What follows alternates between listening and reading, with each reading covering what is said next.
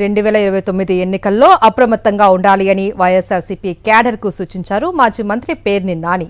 పెనమలూరు నియోజకవర్గ ఎన్నికల జాబితా ప్రత్యేక సవరణ ప్రక్రియపై అవగాహన శిక్షణ కార్యక్రమం నిర్వహించారు. ఇక కంచె చేను మేసినట్లుగా టీడీపీ ఎమ్మెల్యేలే కార్యకర్తలను మింగేస్తూ ఉన్నారని అన్నారు పేర్ని నాని.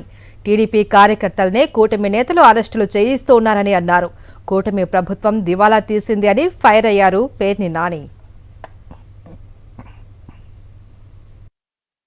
కేంద్ర మంత్రి నిర్మలా సీతారామన్ గారి భర్త గారు ఉన్నారు, పరకాల ప్రభాకర్ గారు ఉన్నారు.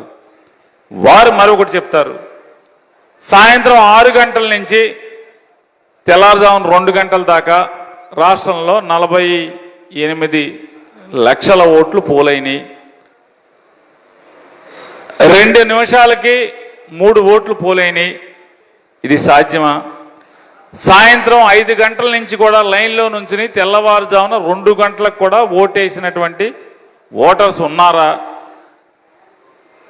ఈ చాలా అనుమానాలని ఎన్ని చెప్పండి, ఎన్నికల కమిషన్ వెబ్సైట్లోనే ఉన్నాయి. ఏం జరిగింది అనేది చెప్పాలి అని చెప్పి ఆయన చెప్తాడు. కాబట్టి ఇక దేవుడికి ఎరుక ఏం జరిగింది, ఎందుకు ఓడిపోయాడు జగన్మోహన్ రెడ్డి అని దేవుడికి తెలియాలి. రేపు 29వ ఎన్నికలు మనం జాగ్రత్తగా మసులుకోవాల్సిన అవసరం కూడా ఉంది. ఇవాళ కంచే చేయి మేసినట్టుగా, పాము తన గుడ్లని తనే తిన్నట్టుగా ఇవాళ తెలుగుదేశం పార్టీ ఎమ్మెల్యేలు కానీ, తెలుగుదేశం పార్టీ ప్రభుత్వంలో ఉన్నటువంటి మంత్రులు కానీ పాము తన గుడ్లను తను తిన్నట్టుగానే వాళ్ళ కార్యకర్తల్ని, వాళ్ళ నాయకుల్ని వాళ్లే మింగేస్తున్నటువంటి పరిస్థితులు ఇవాళ చూస్తున్నాం. ఇక మన వదిలేశారు. ఇప్పుడు ఆళ్ళ పార్టీ వాళ్ళని కేసులు కట్టి ఆళ్ళ పార్టీ వాళ్ళని లోపలేస్తున్నారు. ఒక ఇబ్రహీంపట్నం ఏంటి, అన్ని చోట్ల రాష్ట్రం అంతా ఇదే జరుగుతుంది.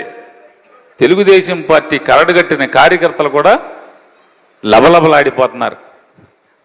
ఎప్పుడు పోతుందా ఈ దరిద్రం, ఈ చంద్రబాబు ప్రభుత్వం ఎప్పుడు కూలిపోతుందా అని చెప్పి ఓటేసినోడు, తపస్సు చేసినోడు, సొమ్ము జిమ్మి ఖర్చు పెట్టినాడే ఇవాళ దేవుణ్ణి కోరుకుంటున్నాడంటే ఇవాళ ఎంత దివాళా కోరుతనంతో ఉంది ఈ ప్రభుత్వం చూడండి.